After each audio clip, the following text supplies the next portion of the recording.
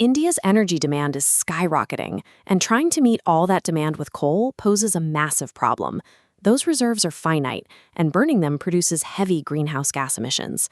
To secure clean, uninterrupted baseload power, a country typically turns to nuclear energy.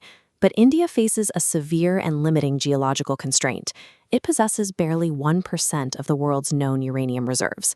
The massive irony is that the country currently sits on roughly 25% of the global supply of thorium, a different radioactive metal, mostly scattered across its southern coastal beach sands. The scientific catch is that thorium isn't naturally fissile.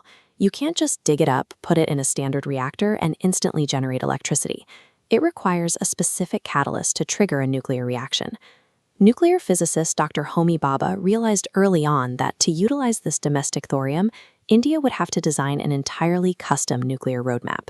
His plan starts with Stage 1, using the country's limited domestic uranium in standard reactors to generate immediate electricity while producing a vital byproduct, plutonium.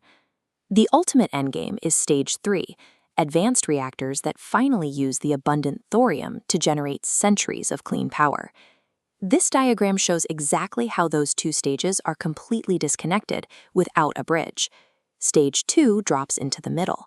This is the Fast Breeder Reactor, designed to take the plutonium byproduct from Stage 1 and multiply it into the fuel needed for Stage 3. Without successfully building and operating this Stage 2 machine, the goal of running a nationwide grid on thorium is impossible. This is the prototype Fast Breeder Reactor, or PFBR, located at Kalpakkam. It is the physical realization of that missing Stage 2 bridge. A breeder reactor does exactly what its name implies.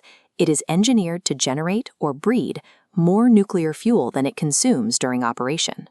In this animation of the reactor core, fast neutrons bombard a surrounding blanket of depleted uranium. The impact alters the atomic structure, transmuting it into plutonium.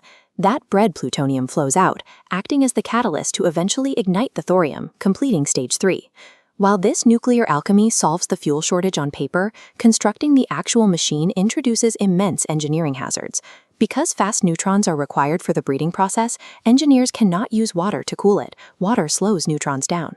Instead, they use liquid sodium, operating at a blistering 550 degrees Celsius. Liquid sodium is highly volatile. If it comes into contact with air or water, it reacts violently and catches fire instantly.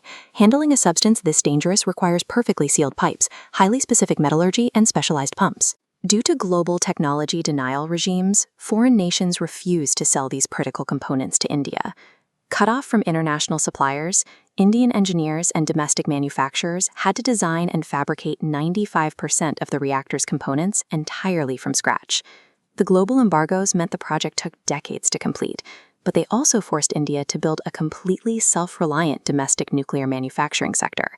Companies like L&T and BEHL stepped in to build massive, thin-walled safety vessels.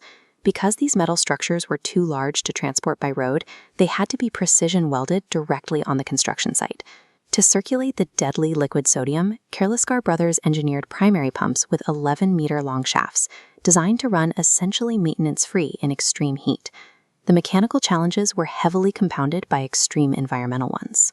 In 2004, the devastating Indian Ocean tsunami flooded the coastline, forcing engineers to completely redesign the reactor's elevation and bolster its seawalls.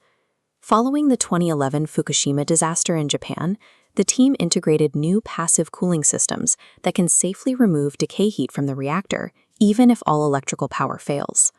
Pushing through decades of technological isolation and adapting to the world's worst natural disasters resulted in a highly resilient, heavily fortified nuclear facility. In nuclear physics, criticality is the precise moment a reactor achieves a stable, self-sustaining chain reaction. On April 6, 2024, the Kalpakkam PFBR successfully reached criticality, validating the physics and the domestic engineering behind it. Criticality is the first breath, not the finish line. The reactor now undergoes months of rigorous low-power testing and data validation before it is officially connected to the commercial electricity grid. The immediate next step is to construct more of these fast breeder reactors, scaling up the Stage 2 technology to stockpile sufficient amounts of plutonium. Once that stockpile is large enough, India can launch Stage 3, finally tapping into its coastal sands to power the nation for hundreds of years. At scale, this provides a massive, uninterrupted supply of baseload electricity without producing any greenhouse gas emissions. By closing the nuclear fuel cycle, the PFBR provides the technical foundation for India to stop importing fossil fuels and run its grid entirely on its own resources.